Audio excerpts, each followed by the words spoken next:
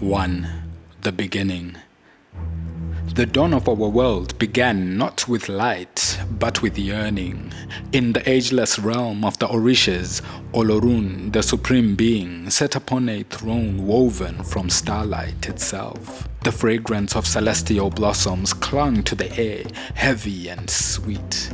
All around him, his radiant children danced to the silent music of the spheres. Yet Olorun's gaze drifted beyond the sapphire walls of his domain, out towards the vast, formless expanse beyond. "My sons," he murmured, his voice like the rumble of distant thunder, "this paradise I have fashioned is but a single perfect note. In the sphere of existence, other melodies are waiting to be sung. Who will descend and awaken a slumbering world?" Oduwa, the eldest, stepped forward, his eyes blazing with an inner fire. "Father," he boomed, "grant me this honor.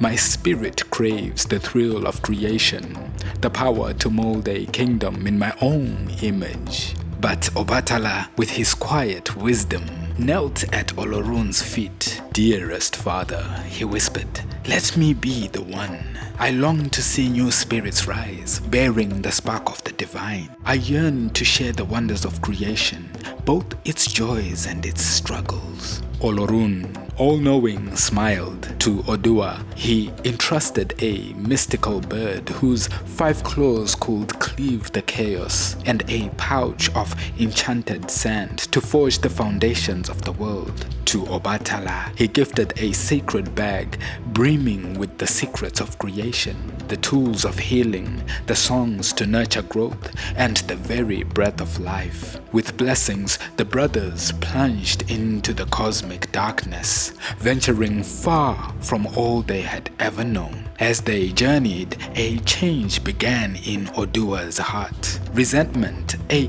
bitter seed, took root. Nourished by Obatala's gentle radiance, while his brother rested, consumed by dreams of unshaped potential, Oduwa stole the sacred bag, his ambition outweighing any bond of kinship.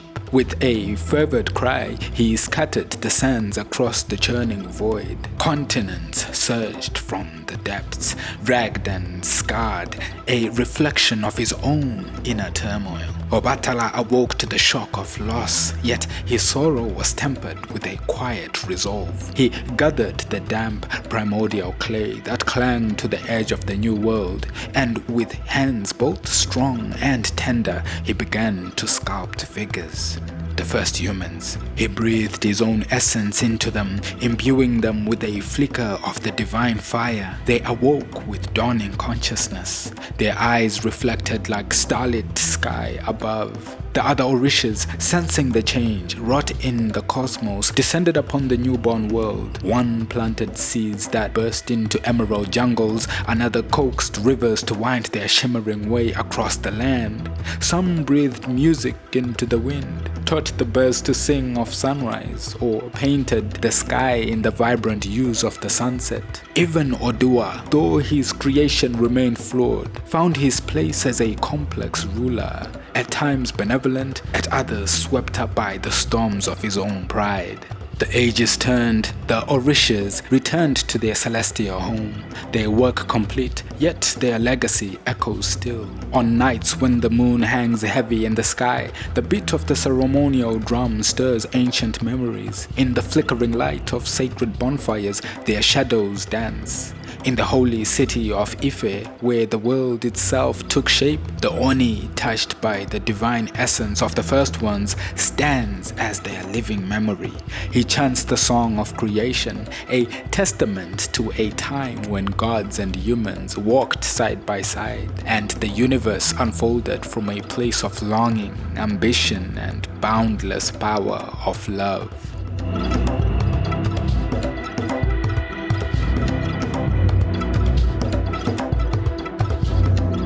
Two. Exiles in the Gloom. Obatala. Oduwa's voice was a hiss of doubt. What madness have we wrought? Barren sands are our past, a watery dungeon our future. Can't we seek a hidden valley where the sun still smiles? Obatala, the noble and wise, faced his brother with the sternness of truth. Is this Oduwa, he who would still the hearts of men with blessings meant for me? Do you think our father Olorun is blind to your ambitions? Think, brother, of the boundless destiny that awaits us, however harsh. Unborn spirits hunger for the spark of life I am bound to give them. Let us descend. Oduwa lowered the chain and dispatched Ojumu, the lawkeeper. He poured the sacred sand upon the writhing void, summoning the five-clawed bird to scatter it far and wide. Yet even as solid land formed, the ceaseless waves gnawed at the shore. Lagoons crept like monstrous fingers, turning hopeful fields into burbling swamps. Oduwa, his stolen triumph fading, summoned the goddesses of the sea and the lagoons. His voice rang with a king's command, yet desperation tinged his words. Olorun, queen of the boundless deep, curb those hungry waves, hold them at the coast, that our kingdom may endure. Your dominion shall be vast, and men will forever bring you gifts in gratitude. And you, Olosa, dwell where rivers run, and take the tribute they bear. Heavenly months, unmeasured by sun or moon, turned into a blur of toil. The sand held the encroaching ocean at bay, but Ife, the first city, stood alone in the gloom. Calling upon all the gods, Oduwa, the flawed king, cried out, "The darkness stifles us. Must we live forever in this desolate echo of paradise? Goodbye to sunlight, goodbye to starlit nights and the sweet scent of morning." And so the gods descended to Ife. Their reign was marked by a strange twilight, the whispers of unseen waves and the ceaseless battles against the grasping marsh. Obatala, yearning to fulfill his destiny, reached into the shadows. He drew forth the lingering souls of the unborn and cast them into the wombs of the goddesses. Children were born, their eyes empty, echoes of the unlit world, unknowing of their blindness. But as the lightless years ebbed and flowed, Obatala's heart grew heavy. "Oduwa," he lamented, "our days are a shroud without dawn or dusk. The sea mourns, the chill wind wails, and our children live in perpetual night. Where are the golden rays that kissed our heavenly hills?" Oduwa, humbled at last, turned to Ifa. He sent the messenger back to Olorun, pleading for sunlight, for the warmth of fire to kindle their hearts.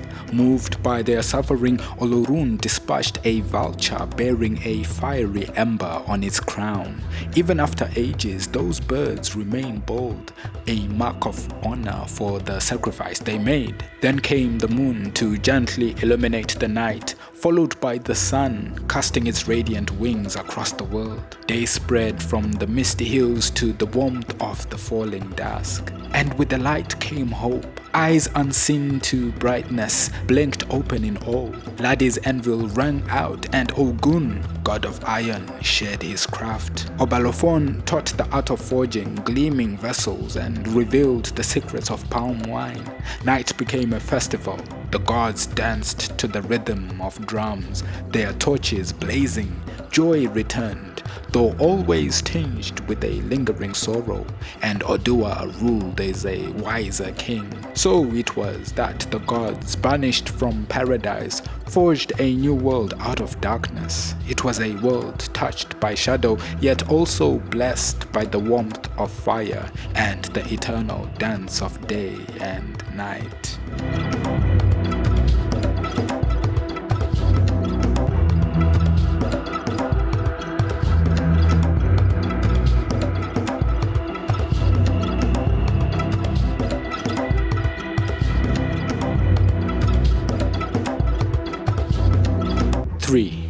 A fight of brothers. The tale darkens. God, in his wisdom, blessed his sons with gifts for humanity, strength, resourcefulness, laughter. all but good humor. Yet jealousy took root in the realms below. The forest and the rivers, craving earthly power, stole what wasn't theirs, leaving men to learn their lessons the hard way. But a deeper tragedy was yet to unfold. Oduwa, king of earth and men, remained obsessed with the bag of knowledge Olorun had entrusted to his brother, Obatala. The more tightly he clutched the stolen treasure, the more it seemed to mock him. Empty-handed in his victory, he brooded upon his throne, while Obatala, the great creator, pleaded for the chance to fulfill his divine destiny. One fateful day, Ogun, the fierce god of iron, stood at Oduwa's side, while Obatala approached once more. The very air vibrated with tension. "Brother," Obatala implored, his voice thick with the knowledge of suffering, "return what is mine. The time has come to teach men the ways of the spirit, the arts of Olorun. Let me guide them, and they will find joy." Blinded by his pride, Oduwa roared, "Silence! My birthright is to rule, and rule I shall. You speak of forgotten destinies, yet you raise an army against your king." The words hung heavy in the air, a death knell for the harmony of their heavenly past. Gods and men alike took up arms, and the world itself wept. Ife, the city born from such sacrifice, became an echo chamber of doubt. Each night carried a mournful chorus, the wail of lost spirits, the rustle of a forest wounded by its own children, and the sob of waves that had swallowed too many prayers. From above, Olorun watched with a father's shattered heart. "I send them to build, to love," he mourned, "and they have chosen destruction. Have they become creatures of the void they battled all those ages ago?" His thunderclap echoed with his despair, and storms lashed at the world as if the elements themselves mirrored his grief. But after the storm, the war endured. For every battle won or lost, another would spring forth like a hydra's head. Even as years blurred, the weary gods felt a shift. The forest, once their playground, had turned silent and accusatory. The breezes whispered not of glory but of surrender, and the gentle lap of water echoed with the futility of the conflict. At last, even Ogun, bloodied and disillusioned, stood before Oduwa. "My king," he began, his voice heavy with his hammer, "I remember the hills of Olorun, the laughter that rang true. What is left to gain in this desolate dance of pride? Our people tremble, the soil rejects our touch. Is this the legacy we were meant to leave?" Oduwa, hardened by envy, lashed out, "My brother is the true aggressor, and you, my own son, side with him. Your desire echoes the cries of cowards. I will return to Olorun alone, broken perhaps, but Obatala shall never reap the rewards of my labor." With a final, defiant gesture, Oduwa, clutching the useless bag, turned to stone and sank into the earth. To this day he sleeps beneath a monument of pride. The wisdom intended for mankind remains forever trapped, a silent reminder of the day the gods turned their backs on paradise and chose a path paved with bitterness. Though men would endure, they would do so without the grace of their celestial creators, forever left to wonder what gifts remain hidden beneath those sun-baked plains.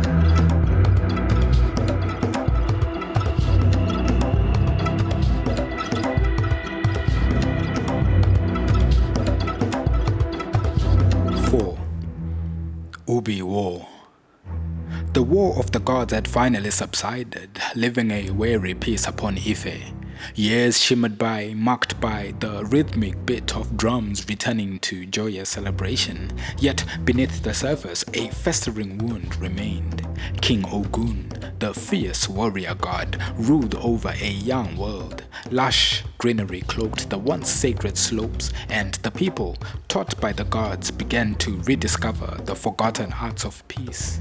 But a shadow stretched from Ife, a colony named Úbo. Founded by restless youths seeking new lands, Úbo felt abandoned by the gods. They received no blessings, no guidance in their struggles against the unforgiving wilderness. This simmering resentment boiled over when Úbo refused to pay homage to Ogun during a sacred festival. The king scoffed. Who would dare light a lamp amidst a leopard's claws? But the insult festered.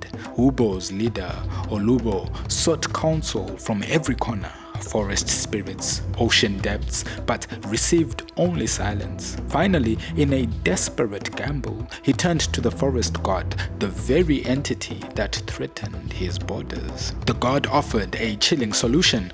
Go forth, it boomed. Like the relentless rain that devours your land, become one with the wilderness. Taking this twisted advice, Olubo and his warriors donned cloaks of dried grass, transforming themselves into a terrifying, shambling mass. Ife, basking in the illusion of peace, was blindsided. The cloaked figures surged from the forest, a silent, monstrous tide that snatched men from their homes and freedom. Despair choked the city. Laughter died, replaced by the hollow echo of pounding drums turned silent. But amidst the despair, Morimi, a woman of unwavering spirit, emerged. She strode into the dimly lit oracle chamber, a flicker of defiance in her eyes. The priest divined a path fraught with danger, a path that demanded a terrible price. Evil can only be countered by evil, he intoned. Morimi, you must become a harlot. Venturing into the heart of Úbo, there you will uncover their secrets, their weakness. The weight of this task settled upon Morimi's shoulders. Would she become a pawn in the twisted game, sacrificing her honor for the sake of her city? Yet the sight of her enslaved people stilled her resolve. Disguised and cloaked in shadows, she ventured into Úbo, a lone wolf navigating a den of wolves. Within the rebel city, fortune smiled upon her. Driven by Eshu, the trickster god, a lord of Úbo revealed their fatal flaw, their flammable disguise. Meanwhile, back in Ife, the gods themselves were undergoing a strange transformation. Racked with guilt and despair, they retreated from the world, transforming into rivers, stones, and the very land they once ruled. Only Ogun remained, his fiery spirit refusing to be quelled. He trained a new generation of warriors, his son Oranyan leading the charge. Morimi raced back to Ife, the knowledge she risked everything to obtain clutched tight in her heart. Fire! She cried. The vulture's gift, it will consume the Úbo's army. On the day of the next invasion, the city walls remained eerily silent. As the cloaked figures scaled the ramparts, a sudden eruption of flames engulfed them. The flammable disguise, their supposed advantage, became their undoing. Oranyan, fueled by righteous fury, led the charge, driving Úbo back into the wilderness from whence they came. The Úbo rebellion was crushed, its people enslaved, and the victory came at a heavy cost. The gods once revered had become silent, inaccessible forces of nature. A new festival, Edi, was established to commemorate Morimi's sacrifice. During this festival, a strange ritual took place. Children of the Úbo captive worshipped their fallen leader Olubo, while men fled before a symbolic enactment of Oranyan's fiery wrath. And so, the legend of Morimi endures, a cautionary tale woven with threads of courage, sacrifice, and the blurred lines between heroism and deceit in the face of desperate times. Her story serves as a reminder of the devastating ripples of conflict, the fragility of trust, and the enduring human spirit that finds a way to rise from the ashes. The Festival of Edi stands as a testament to this complexity. It's a celebration of Morimi's bravery, a somber reflection on the cost of war, and a strange blurring of lines between victor and vanquished. The children honoring Olubo, their former oppressor, hints at a sliver of empathy amidst the celebration. The fleeing man, chased by the fiery Oranyan, serves as a constant reminder of the rebellion's devastating consequences.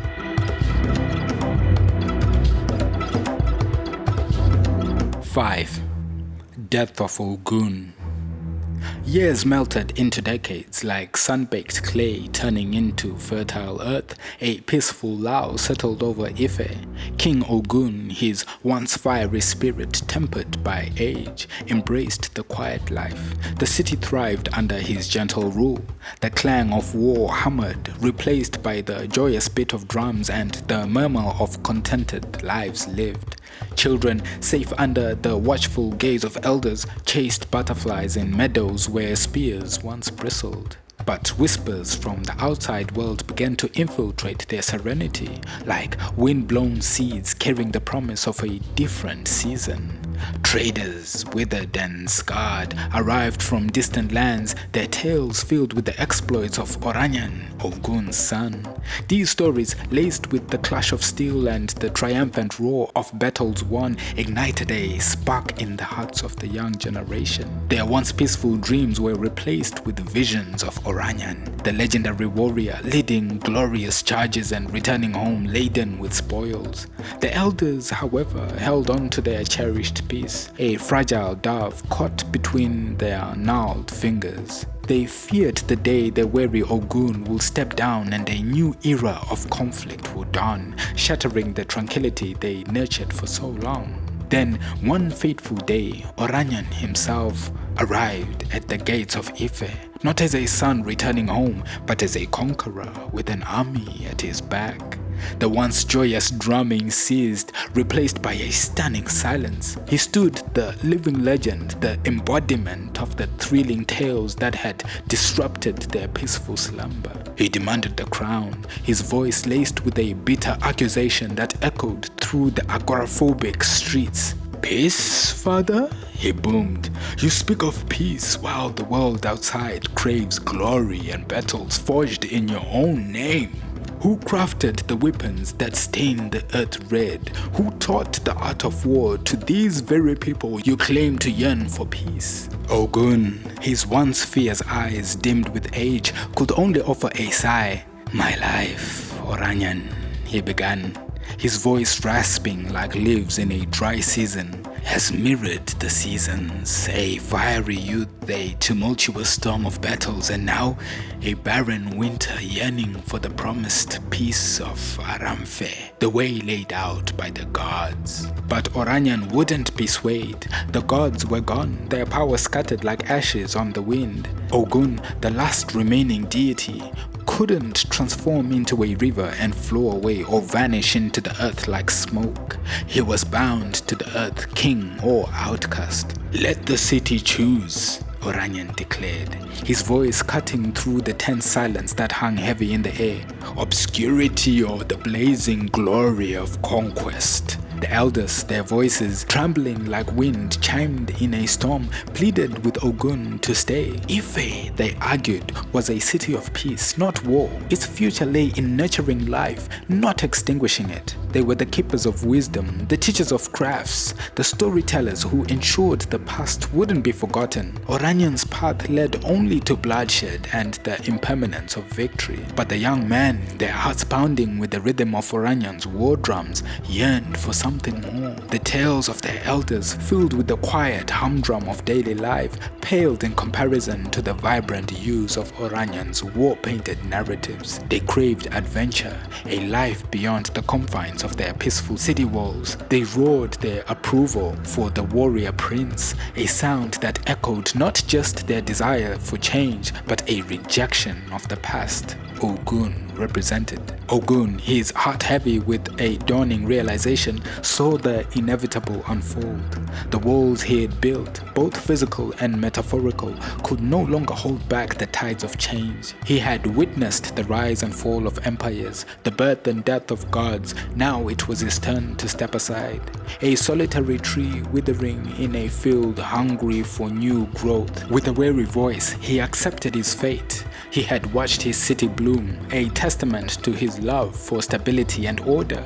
He had witnessed the horrors of war, a constant reminder of the destructive potential that resided within him. Now he would become a footnote in their story, a relic of a bygone era. Dawn painted the sky a mournful grey as Ogun, his head bowed, turned away from the city he'd nurtured for generations. A thick mist descended upon Ife, as if the city itself mourned the departure of its once mighty king. In the distance, two solitary hills emerged from the fog, a glimpse of a bygone era, a reminder of a time when Ogun and Oduwa first laid the foundations of this great city. The sun, a symbol of a new day, climbed the horizon, casting its golden light. And so, Ogun turned his back on Ife, not with the rage of a defeated warrior, but the calm acceptance of a god who had fulfilled his earthly purpose. His steps echoed hollowly on the worn path, each one whispering of the fading days of his reign.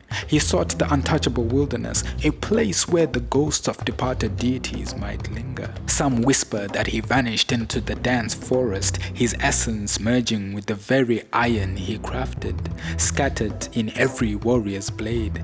Others believe he found solace atop two rugged hills, standing watch over a land evolving beyond his touch. Perhaps a flicker of his spirit still resides in those ancient peaks, a silent sentinel guiding the restless hearts he left behind. Back in Ife, Oranyan ascended the throne with a thunderous roar of acclamation. The sleepy city awoke with a jolt, a new king on the throne and a new era dawning.